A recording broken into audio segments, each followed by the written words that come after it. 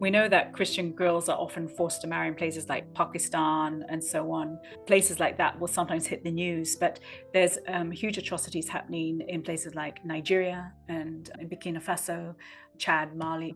And those stories don't often hit the news, or it takes a long time to hit the news. And if it does, I was reading an article and recently, and they were trying to show how there was no connection with Islam at all, but also trying to show it was just sort of nomadic herdsmen and always Fulani herdsmen who are doing the atrocities.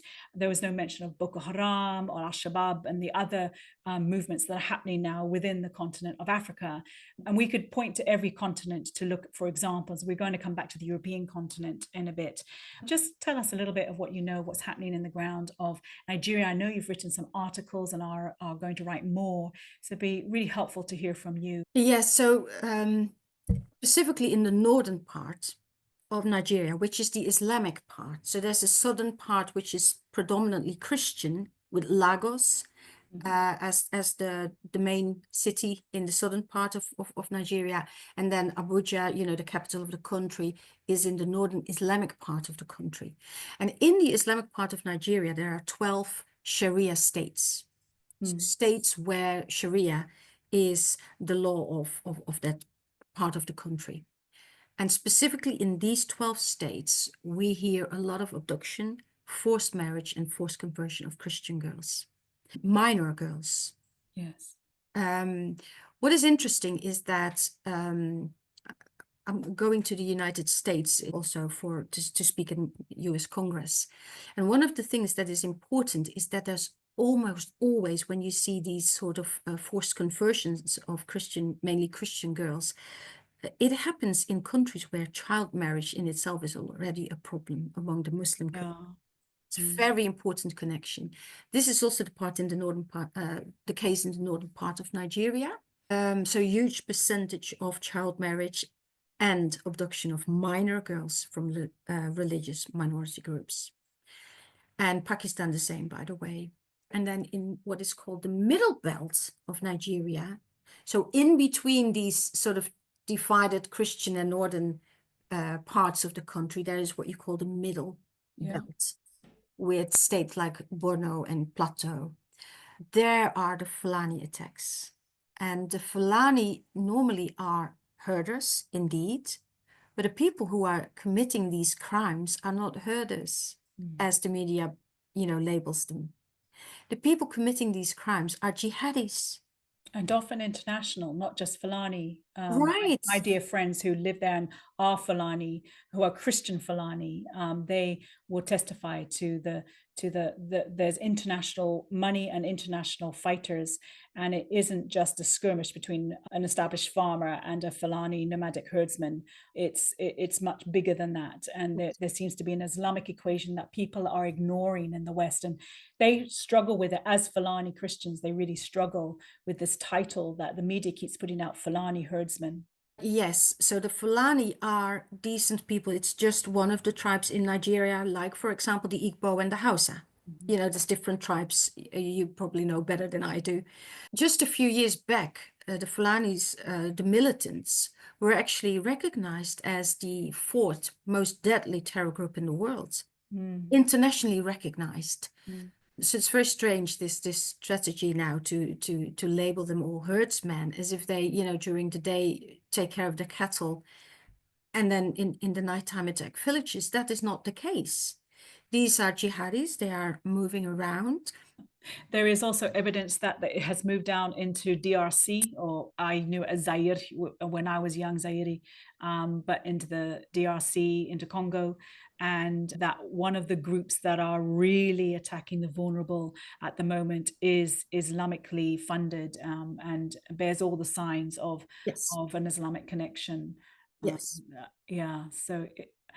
And also in Cabo Delgado, Mozambique, the Islamic majority province in Mozambique, I think is one of the most dangerous places in the world at the moment.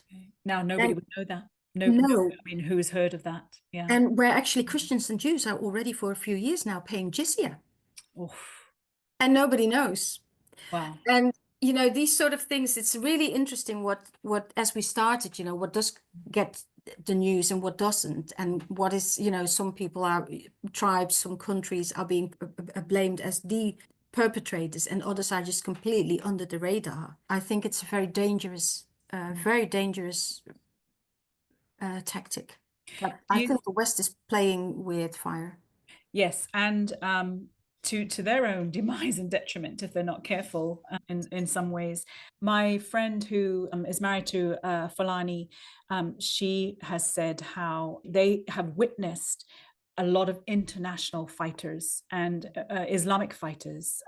People blame entirely the Fulani. She says there are actually international forces at work here, but we Fulanis are being blamed. Her husband, who is a Christian minister, who has seen many Fulanis come to faith in Christ and leave Islam, she has said that we're being blamed for the atrocities, but it's our people who are suffering. It's the Christians across the villages and ministers who know they are probably going to give up their life to take the good news of Jesus out into the rural places.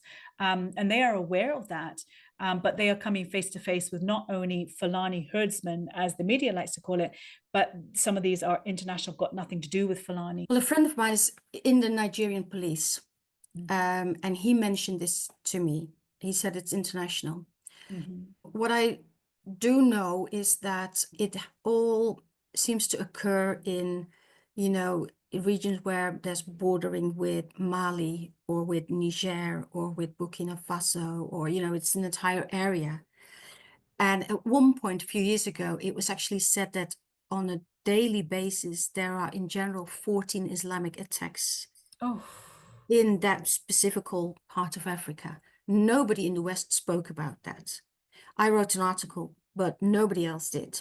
So there's definitely more going on. ISIS did start, that's what terrorism experts say, they desire to start a new caliphate there. And I did an interview with Raymond Ibrahim a few years ago, and I remember I asked him, I said, Ray, how can the West ignore this? Because at one point you just know it's going to spread. And yeah, so I'm hearing that. It's very difficult to get proof. But I think we need to distinguish between the Fulani who are jihadis and the Fulani people. And when you blame the Fulani herders, like news outlets do, it's as if you're saying that entire tribe is involved in this. And my friends are actually Fulani herders. I mean, they have their own cattle, they have their own farm. Very damaging stigmatization, which is it's wrong. And I don't know why people say this. Probably because they want to distract it from being Islamic jihadism. Yeah. What I hear from Christians is that, so when they attack a Christian village and they take over, people go to IDP camps, so camps for people who are internally displaced. And then that city or that village gets an Islamic name. Wow, okay. The house That's not a Fulani herdsman who just wants to set up cattle. No, exactly. The houses of the Christians are raided. They are, their property is confiscated. So the Christians, even if they would want to return, have nothing to return to. And even in the IDP camps, by the way, there is still attacks and there's still women being raped. So they're not even safe in these camps. And what I hear from people is that even in the camps when they're being attacked, the camp security does not protect them. So there's a lot more happening than what the media is telling us. And it's multiple Islamic groups. I know there's Al-Shabaab and there's Boko Haram, when they took captive uniquely Christian girls and then Islamized half of them as well and married them. happened, atrocity that took a long time to hit our media, but those of us from Africa were aware of it, and just how it was 200 girls taken, and there's stories of them asking if they're Muslim or Christian and things like that, and being married off and then married again, and so on. And some of those girls have never returned to their Christian families. Exactly. And what you just mentioned is not in the media. I've Yes. read Amnesty International reports, which never mentioned that the majority of these girls were Christian. I think it was 93, 94% of them were Christian girls. But that was in Chibok. And later we obviously also had the Dapchi kidnapping. But you never read that they are predominantly Christian girls. And I've read the diaries of these girls, and what they say is that even if they did not want to convert, they had to follow Islamic classes. They had to follow Quran study class. These girls were very brave. Some of them had snatched, when they were taken away, when they were abducted, they'd snatched a Bible with them. Wow. They wrote Bible verses on their legs. Oh, wow. To remind them, because they were forced to wear the black niqab. Yeah. So nobody could see that on their legs they had written the gospel, parts of the gospel. And they were singing Christian hymns. You asked me before what inspired me. Yes. Well, one of the things that inspired me was they sang hymns. And when some of the girls were finally freed, they said, I earned the martyr's crown. Oh. And I thought, hey, these girls were never killed. Aren't martyrs supposed to die? But apparently being sexually abused or being forced to marry, in their eyes, also meant that they had stood the test. They have earned, that crown. Yeah. And so that's why I wrote my thesis and I dedicated to them. And I argued that women, Christian women who face this sort of sexual violence, harassment, forced marriage, forced Islamization, in my view, are martyrs of the church, martyrs for Christ.